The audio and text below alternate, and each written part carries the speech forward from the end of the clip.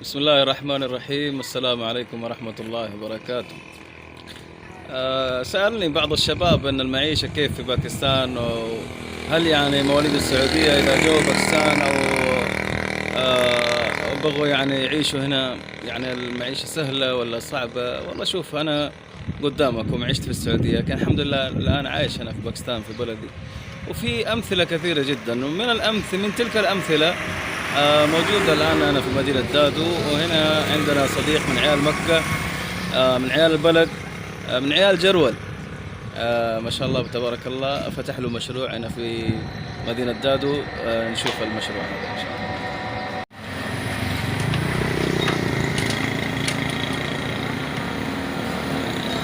مشروع طاحونة قمح الدقيق، بس ما شاء الله تبارك الله، يعني على الطاقة الشمسية. هنا عندك القمح، بعضه هو شاريه وبعضه للناس اللي يجيبونه.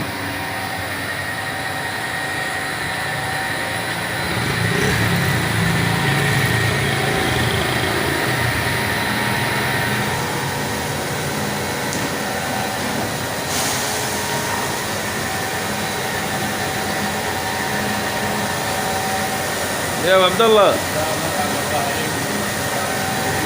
الله يحييك. هذا القشرة طلع الوساخة هنا، الله يكرمكم. الدينامو هذا النظيف، هذا الشوربة. هنا أشكال شيء يأكلون البهايم. البهايم هنا يأكلون البهايم، هناك يأكلون.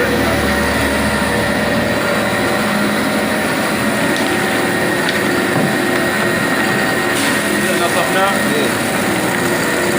نظف الماكينة. هذا دقيق. الحين الطحن،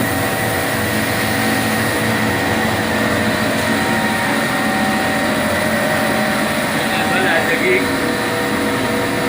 هذا حق الدقيق، هذا بيطحن، هذا الدقيق بيطحن. هذا الدقيق الجاهز، الجاهز، هذا الجاهز. هذا جهزنا، هذا الجاهز جاهز ما شاء الله تبارك الله. لونه ممتاز ما شاء الله تبارك الله، لونه بني ممتاز، اصلي.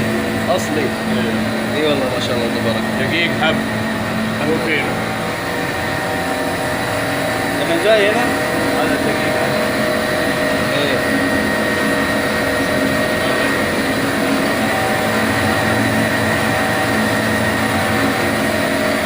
هنا بيطحن. هذا شغلنا كله على الطاقة الشمسية. الشغل كله هذا الطاقة الشمسية ما في كهرباء هنا. ما بكره. على الطاقة الشمسية، مركبين الطاقة الشمسية فوق وشغالين. نشوف الطاقة الشمسية ان شاء الله. انا دحين على الشارع، محله هنا، شايفين هنا فوق صحون الطاقة الشمسية. الماكينة هذه كلها شغالة على الطاقة الشمسية.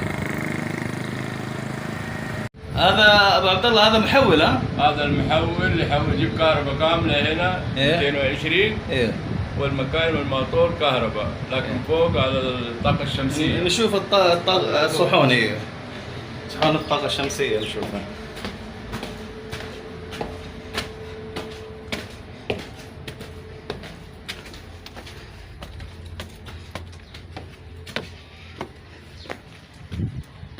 هذه هي الصحون. هذا الطاقة الشمسية، قوة الصحن الواحد 370. ايش يقولوا له ده؟ واط. واط. كم صحن هذه ابو عبد الله؟ هذه 36 صحن. الصحن الواحد قيمته 14500. الصحن الواحد. المشروع تقريبا كله كلفنا 8 لك. 8 لك. الحمد لله عايشين ومنزلين مصاريف زورة. الحمد لله. الحمد لله. فهذا احد من المشاريع الناجحه. احد جاء من الشباب من السعوديه يفكوا عادي، في الديره يفكوا، في المدينه يفكوا عادي. يعني اذا ما عندك كهرباء احسن ما تجيك فاتوره 50,000 40,000. ايه، لكن هذه واحده مره تسمو تحط 8 لك وترتاح. ترتاح صح. لا تجي لا فاتوره ولا يجيك حق كهرباء ولا يجيب لك انت كنت في مكة ما شاء الله. انا من سكان جروه من مكه مكرمه. فين في جروة؟ من مواليد جروه جبل جحيشه. ما شاء الله. جنب الحلقه. وكم سنة عشت فيها؟ 35 سنه احنا عايشين، مواليد سعوديه. وكيف ما شاء الله هنا في باكستان؟ الحمد لله جينا في البدايه صح تعبنا، لكن الحمد لله دحين اي واحد اي مدينه سواء رحت في السعوديه ورحت في اي بلد لازم اول شيء في البدايه تتعب بعدين لين ترتاح. صح. لين تلقى لك هذا الطريق اللي في بعض الشباب يقولوا والله بستنى الوظيفة من الحكومة قد تجيني. تيجي الحكومه توظف مين وتخلي مين، عندنا بالملايين. صح. ما يستنى يعني. ما إيه. لازم يفك له المشروع، عنده قرشين فك لك مشروع. ما شاء الله. كم المكسب من المشروع هذا ابو عبد الله؟ والله مشينا البيت بس الحمد لله. يعني ايش اقول لك جيب ملايين اذا مشيت انا في باكستان مشيت بطنك وبلدك وبطنك وبيتك نعم هذه الحمد لله. يعني قعدنا في السعوديه سوينا نفس الشيء، سددنا الاقامات، سددنا رخصه، سددنا الاستماره، سددنا هذا، واخر الشهر زي ما انت يبقى نفس الشيء على الاقل ما في لا يمشي البيت يعني. الحمد لله. ايه الحمد لله نحمد الله نشكر الحمد لله. سوينا البيت هذا وركبنا هذا والحمد لله وعايشين بخير نعمه من الله. انت قلت لي حكايه عن والدك لما راح مشي من هنا الى السعوديه، ادينا الحكايه هذه. هذا عام 1970 كبار حقيننا راحوا مشي عن طريق افغانستان، من افغانستان على ايران، من ايران على العراق، بعدين سوريا، من سوريا على الاردن، من الاردن على المدينه جهه القسيم. هذا كله مشي. هذا هي مشي قعدنا سنتين في الطريق. سنتين في الطريق. ليش سنتين في الطريق؟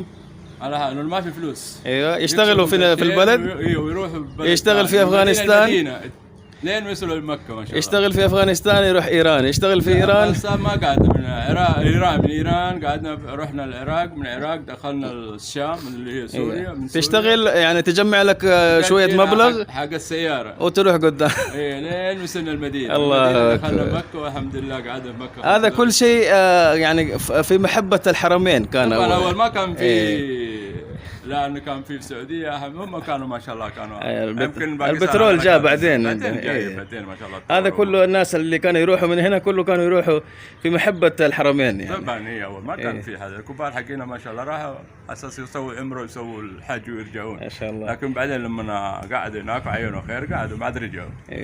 وين كان عمك هناك ما شاء الله؟ في عمي كان عم وصل الله الحازمي الله يرحمه. عم وصل الله الحازمي. وصل الله الحازمي. اي من جرون سكان جرون. الله اكبر الله يرحمه. شباب هذا كان يعني مشروع الطاحون ما شاء الله، طحن الدقيق في مدينة دادو للأخ أبو عبد الله أحمد شانجو الله يحفظه.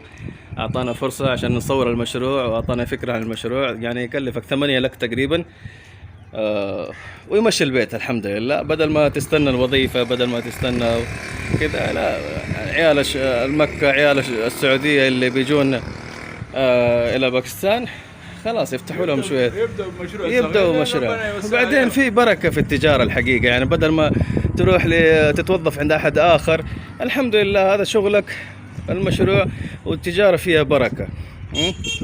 كما قال الله سبحانه وتعالى في القرآن المجيد: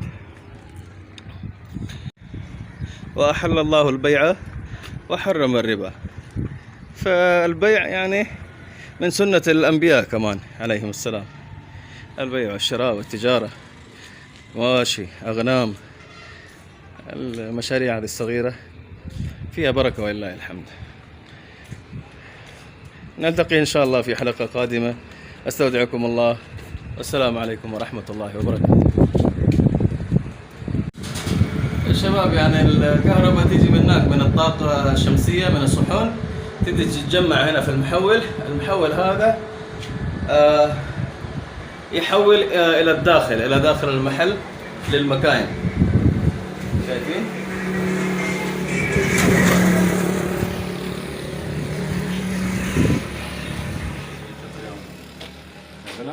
لا خلاص يعني كنت بوريهم المحول، هذه الكهرباء جاية منه ورايحة للدينامو.